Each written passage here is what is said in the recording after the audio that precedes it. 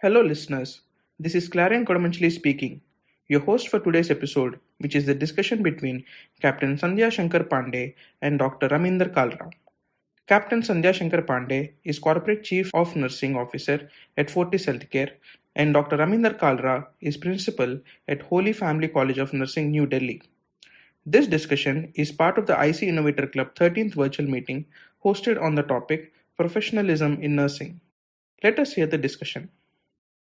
I would like to ask Dr. Raminder, ma'am, you are nurturing and building nurses for the nation. Do you think that are we inculcating the right ingredients while we are nurturing and grooming the nurses of the next generation?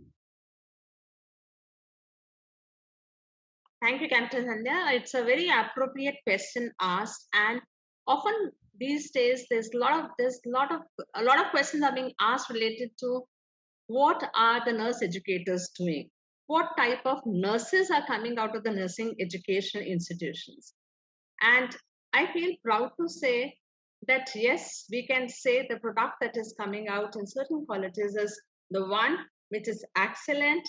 They can go and work in any setup. But how do we produce such nurses? What is required here is that we need to look into that are we able to provide what is required for them? When we talk about what is required for them, the quality nursing education, what are the ingredients which are required as you asked? It is comprehensive curriculum revised. We were having comprehensive curriculum, basic curriculum for BSc and GNM. Now also a new revised curriculum which has come, that is according to National Education Policy. If we look into the curriculum, the theory, the practical, the communication skills that you're talking, communication skills are being taught in every semester. In every year, communication skills are being emphasized. We say the students are not getting adequate exposure, but if you look into the INC curriculum, more than 60-70% is the practical which is being provided, and the rest is the theory.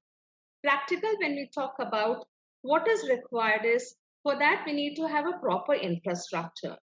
We need to have a strong theory base over which we build up the students to learn the procedures and the skill. After that, when we know that the student has developed the skill to work with the dummies, then we take the patient to the bedside. And very important is the rich clinical experience which is required. If we are able to provide rich clinical experience, it cannot compare with anything. When I talk about rich clinical experience, as per INC, whatever are the areas where the experience is required, we need to follow that and we need to provide. It is supervised experience which is required. We need to have faculty along with the students working with the patient, not the faculty who just visits and goes away. It is a collaborative effort of the nursing professionals in the clinical and the faculty who accompanies them to provide them with rich clinical experience. I can say that the nurses who have been prepared well in the clinical are the ones who are very confident nurses. During the time of COVID, we had the challenge. There was a lot of reluctance from parents and students that how can we send and expose our students to COVID patients. There was a need. We were running short of nurses, and the government had asked to increase the beds and convert all the beds into COVID beds. And that was the time when I personally took the sessions with all the parents. We had 1.5, 2 hours meeting with all the parents and students class wise and talk to them. This is not the time when you can back up. We are there. Our administration said if something happens, we are there. If they fall sick, we will take the complete responsibility.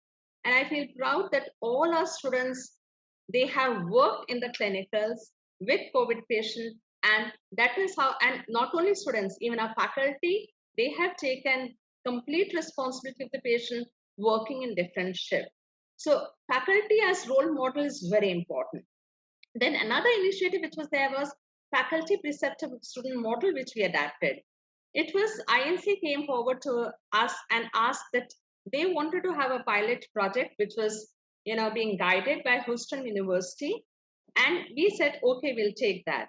This is that in the clinical area, the students were posted with the nursing staff who were made prepared as nurse preceptors. We took certain sessions for them to prepare them for the preceptor role, and they voluntarily accepted that.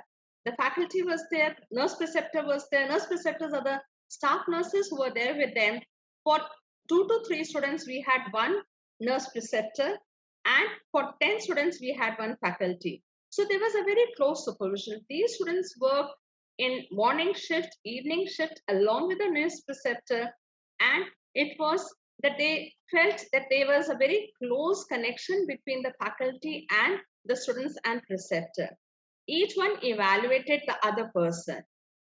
There were nurse preceptors who said that we had never opened a book after leaving our studies. But when we found that the students are going to be with us and they are our responsibility, we opened the books, we prepared ourselves so well so that we are not in a position where we say, I do not know about this. And wherever they were not, they said we went back and referred. So that was a beautiful model. But due to COVID-19, then we had to stop. But the students who passed out just recently, they said that was the most beautiful experience that they got over here. Then, as Captain Sandhya mentioned about mentor-mentee, program, we have mentors for our all students. For 10 students, under one mentor, who is the faculty, and over that, we are really obliged that we have got an opportunity to have our experienced, highest level of administrative people like Captain Sandhya, Madam Tangam, taking up as mentor for some of the students. And the the result you'll see when our student speaks on that. Counseling services are must. There are a lot of fears, apprehension which the students have when they're going to the clinical. There could be when they go to psychiatry ward. It could be when they're going to burns ward. I still remember as a student, I was not able to have food after my posting in the burns ward because it was so threatening. What was required that my teacher was there with me and she said, no, this is a normal thing that you're going through and it happens. Whenever there is any problem, if we have people, if we have faculty who is providing counseling, it helps them overcome. So counseling services are very important. Then a very important thing is strong leadership. Fine. The time that, when we were asked that your faculty and students are required to be in the clinicals to take care of COVID patients, there was a few faculty members who were a little reluctant. There were a lot of students who had reluctance, but at the same time, we thought it is not the time that we back up. This is the time we take complete responsibility, and the patients who were there in extended facility of Hotel Surya was completely managed by our faculty. So they were the strong leaders which we had who helped us to go through that. These are, there are certain problems which are emerging out of it. That is like areas of concern. Why are we not able to provide quality education in some of the institutions? Vacant faculty position, which leads to lack of clinical supervision. When we have faculty position vacant, there are no adequate faculty, it becomes difficult. And if the faculty is not there to supervise, the things cannot be managed. So that's very important that you need to have faculty positions filled with well-qualified faculty. There is a problem of non-attending colleges. It's very sad part to say, but we should not close our eyes when we know the fact. We know that certain institutions and certain universities are having basic BSc and MSc, BSc and GNM courses also going as non-attending. How can nurse be prepared? We are getting some of the post-basic students or MSc students and they come and say, Madam, we have never gone to the hospital. We have gone to the hospital only for 10 days and 1 month.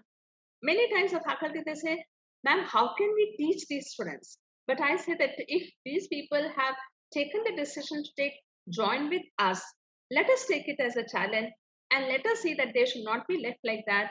Help us to, let's help them to improve and let's help them to learn what is missed out. So something needs to be really done for these non-attending colleges, which is really causing problem.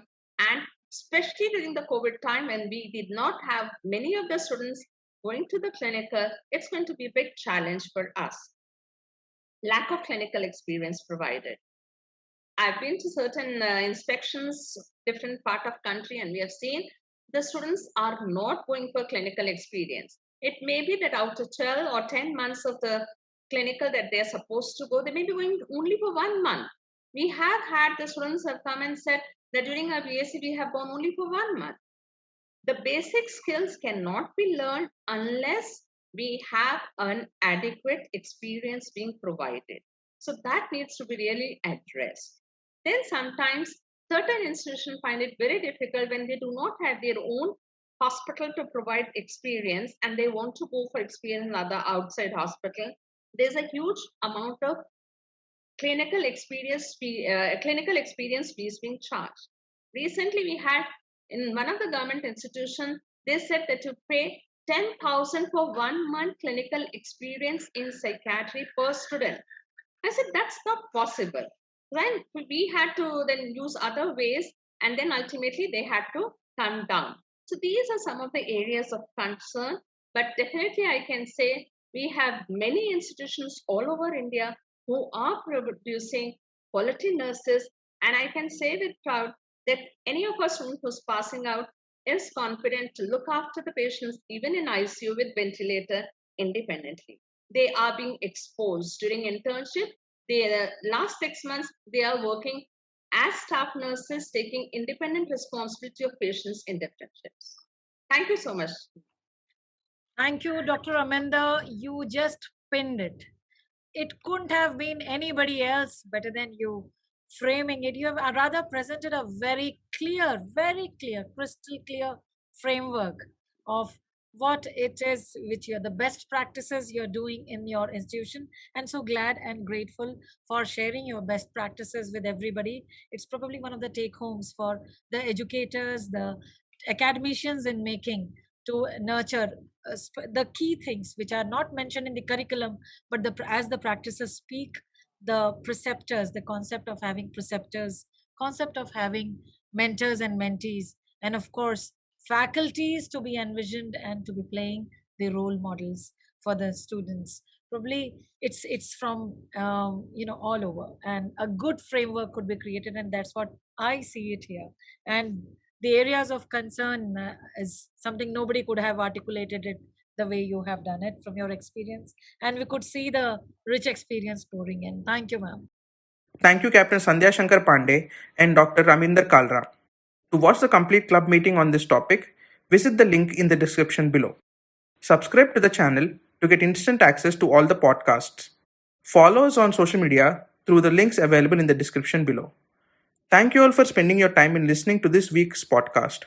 Look out for a new episode every Wednesday, published on Google Podcast, Spotify, and Apple Podcasts. If you are interested in hosting your podcast with us, fill the form given in the description below. Thank you once again. See you next time.